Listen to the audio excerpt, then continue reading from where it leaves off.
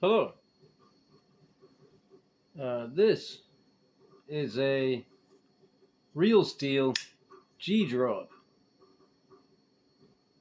that I took possession of very recently. And it's in Nitro X7 steel. I don't necessarily have the best notion of exactly what steels I have in my collection and which knives are what. I got a notion, yeah, but I'm pretty sure that I don't have, or that I didn't have, a Nitro X7 knife. And I got interested because I do know that I like my Nitro V knives. AEBL, I know is a very similar kind of steel, and Nitro V is arguably kind of a little better, a little fine-tuned. So Nitro X7 has probably got to be pretty great. And thus far, well, you see how I'm going, right? That's good. It's a basic knife, modern construction. So we got a liner lock, very good action, yeah, for I guess around $75 of knife. The front flipper, I can flip it that way with the index. You've got these fullers here. I don't think that there's really any way. Maybe if you had really long nails, you could wedge one in there. But I don't think there's any way I can use them to flip the knife, but I could use it to open it that way, for example. And the fullers are nice, I discovered just now. If you're whittling, they give you a bit of purchase depending on your grip. Maybe you got your thumb here, for example, curving this kind of way. Helps you to lock your thumb in, that kind of thing. And inside the fuller, it says real steel on one side and designed by Ostap on the other. So when I saw this knife, I also know I have one more knife from this guy, a neck knife made by Civivi, and I think it's just a brilliant design. And so I really like the design of this knife as well. I like the blade, I like the handle. They work well together. It's very slender, G10. I think the backspacer is also G10, that red backspacer. I'm not mad about it, but it's cool. I guess it's better than a black backspacer. The clip is highly functional. And that reminds me of moving on to the construction. There is an issue with handle to blade alignment. The grinds on the blade, if they are grinds and not millings, I'm not sure to what extent this is hand processes and to what extent maybe it's entirely machine made. I guess the final grind would have to still be by hand, but this would actually be very consistent with CNC machining, because if you CNC machine a knife, you do one side and then the other, and so you don't get even stresses, and you're guaranteed to get a warp when you heat treat, because a knife maker will make a pass or two on one side and then switch and try and do exactly the same on the other side, so you're evening out the stresses. If you just do one whole side and then you do the other, by now you're not straight anymore, guaranteed. So I would guess that's where that comes from, unless they're so clever, which I doubt anyone's thinking about things at this level or practicing things at this. I'm thinking about it at this level, right? Which is, I like a correct blade to handle alignment, but the whole principle gets thrown off by the pocket clip, right? Because once you have this pocket clip here, now that influences the shape in your hand such that, this no longer becomes straight because it's kicking the handle that way, right? In which case, the kick that's on the blade in this instance would be compensatory. Which is why I'm saying if somebody's thinking about it to that degree and making the calculations, they're like, well, when you have the pocket clip on the knife, and it's not a reversible pocket clip, that changes the angle of the handle, such that this line is no longer straight in your hand. Right? Therefore, we make the blade to compensate. So therefore, I don't have to be too fussed about the blade to handle alignment, because aside from it, just the question raised more questions. That's typical.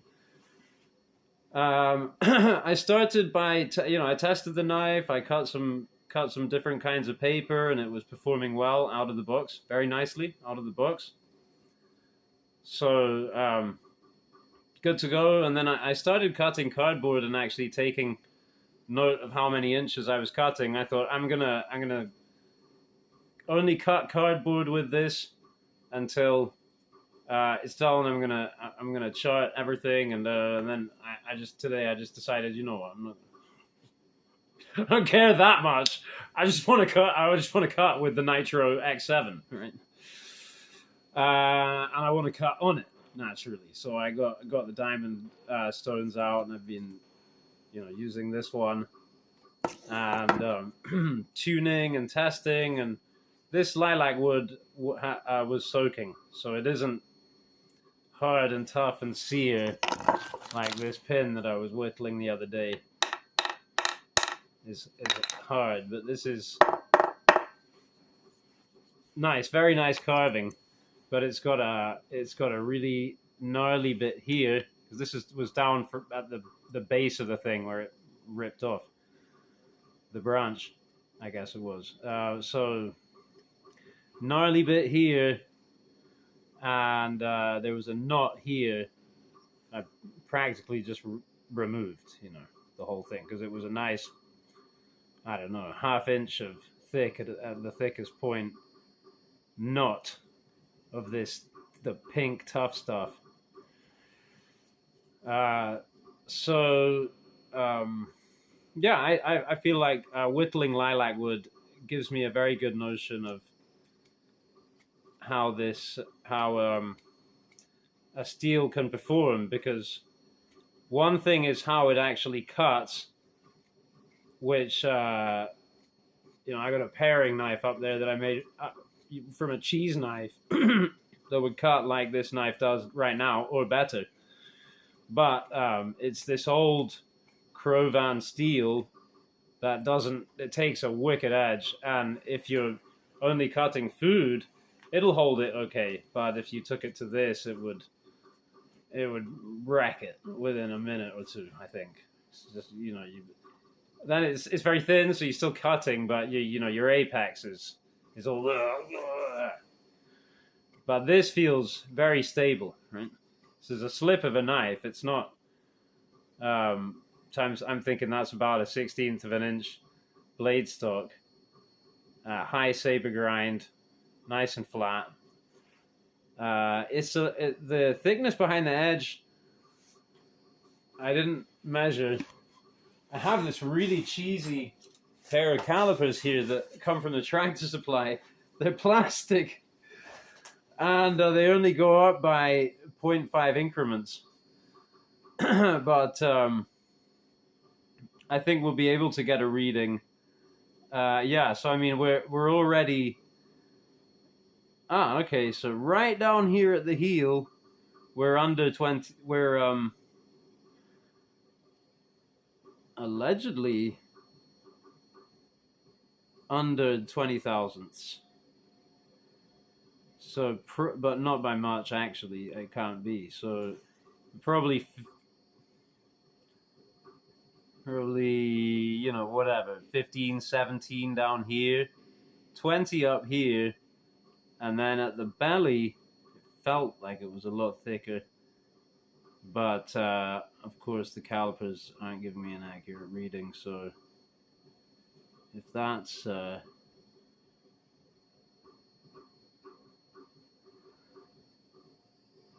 So yeah, we're probably like coming up to mid to high 20s up in the belly here. Oh, also, wow, I've ground here already significantly. More than elsewhere because it was thicker there and because of the twist, the warp on the blade. That's where I was going in heavier.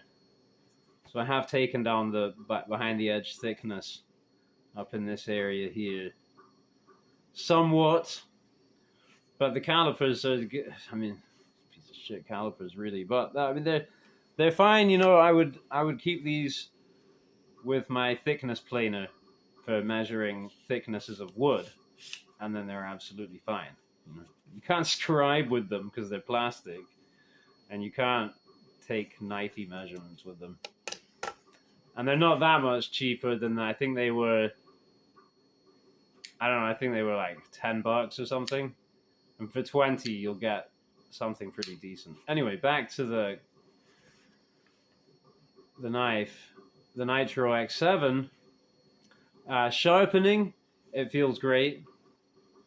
It feels not ultra hard, crinkly, kind of Rex 121, and it feels not gummy VG10. It feels, I guess, what you would imagine, you know, a really well, nicely done AEBL or really it feels, you know, maybe, you know, I'm going to kind of pretend I really know what I'm talking about here and say it feels harder than my notion of a good hard AEBL, which I have from my William Collins knives in AEBL. So, well, one from him I have in AEBL, and then sure I got some other good stuff. AEBL, Nitro B. Yeah, I get an impression of smoothness, you know, of refined grain structure, of what it would say on the tin, basically, in that regard. And yeah, I haven't really tried anything really tough and gnarly yet with the edge to see how it holds up. But if I do and I come up with anything interesting, I'm sure I'll report.